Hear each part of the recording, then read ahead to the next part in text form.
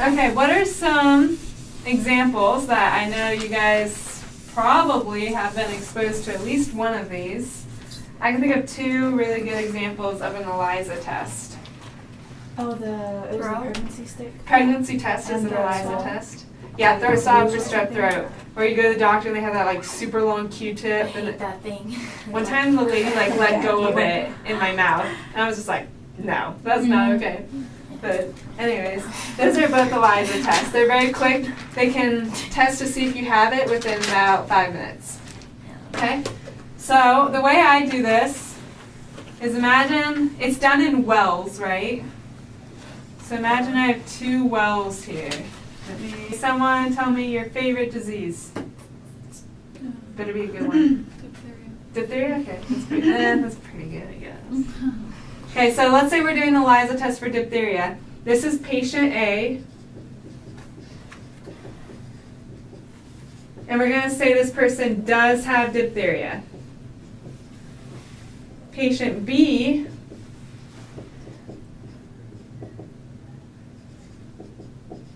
does not have diphtheria. What do you want to say they have?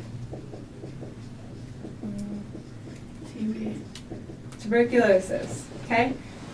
These 2 patients come into the hospital, and I look at them and I'm like, I'm pretty sure you guys both have diphtheria. Okay? That's the key here. I think they both have diphtheria. You don't know this yet, but just for sake of explaining it. This person does have diphtheria. This person doesn't have diphtheria. They have tuberculosis. Remember, I think they both have diphtheria. So I go over their signs and symptoms, and now I just want to confirm my diagnosis. Okay? So I think they both have diphtheria. I take a patient sample. I go to the back lab, and what do I do when I'm there? I'm going to do an ELISA test, so what's step number 1? Throw in some diphtheria antibodies. Yes, I have to put antibodies in there that are specific to diphtheria. Why is it important that I say diphtheria-specific antibodies? Because how can you test for it if it's just a random antibody? Yeah. So antibodies, just a quick thing about them. This portion of the antibody right here is the same. Ugh, that was terrible. No matter what disease. Okay? These portions up here are called antigen binding sites. And they change for every antibody. So if I have an antibody that attacks diphtheria, those antigen binding sites are going to be specific for diphtheria. They only attach to diphtheria. If I have an antibody for tuberculosis, the antigen binding sites are only going to attach to tuberculosis. Is that okay? Mm-hmm. So I put these diphtheria-specific antibodies in, and so they're only going to attach to diphtheria, right? Okay, what's next? Put their swab. Yeah, their sample, which contains the antigens, right? Antigen is anything that's foreign to the body. Okay. Now I put in the patient sample. What is in patient A's sample? Diphtheria, right? And so where is it going to go in here? To the antigen binding site. Yeah, right on the antibody. So diphtheria.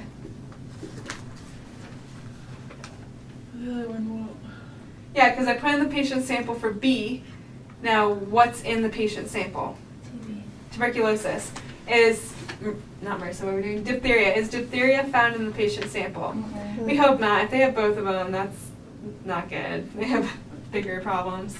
So they have tuberculosis. It's not going to attach, right? Mm-hmm. What would I need for it to attach?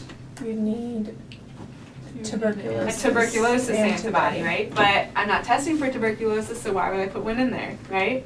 I put a diphtheria antibody. Now, can I look in the well and be like, oh, that one attached, that one didn't, so that person has diphtheria and that person doesn't? No, it's way too small to be able to see that. So then we have to go to our third step. What's the third step? Another antibody. Another antibody. What kind of antibody? Diphtheria. A diphtheria-specific antibody. Where is it going to go over here? It's going to stick to the top. Yeah, it's going to bind. Yeah. What about over here? It's going to float around. Yep. Okay, there's something special about this antibody. It's got the enzyme. Yeah, it has an enzyme linked to the top of it. Why is that important? It helps it to grow. We're not testing growth. Can I react? Again, can I look in the well and be like, oh, that one attached and that one didn't? The tower's bigger now, I can see it, right? No. Okay? The enzyme is something like It reacts to something.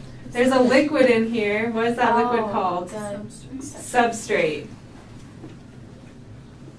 What do you think is the purpose of the substrate? Like, It's going to change similar colors with the change. enzyme. Yeah, it reacts with the enzyme and changes the color. So, after every one of the steps, we rinse with water. If it's not attached, everything else will leave. So over here with patient B, tuberculosis never attached. I rinsed it with water, it's gone. Okay? Over here, diphtheria attached, so I rinsed it with water, it's still stuck there. Okay? So in this sample over here, the enzyme is going to still be there, right? Because it's linked. It's all glued together. Now the enzyme reacts with the substrate and changes the color to what color? Yellow. Yellow.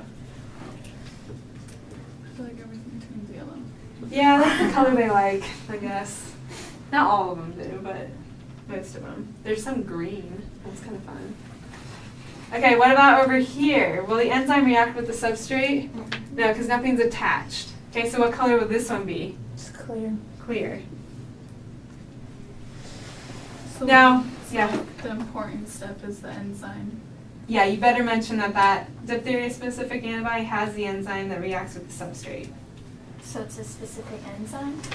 Yeah, it's still a diphtheria-specific enzyme, but it Okay. has no, sorry, that was a bad.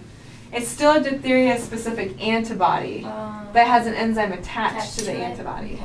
Is that Isn't okay? the enzyme the same every time? Yeah, the enzyme's the same because the substrate's the same. But the only reason why it does the color change is because it's hooked to the antibody for diphtheria. So like, Yeah. because it hooks together, it makes that color change. Because it hooks together, it stays. Because I'm going to rinse with water after this. Mhm. So this one I rinse with water, the enzyme-linked antibodies will leave, so it'll never have a chance to react with the substrate.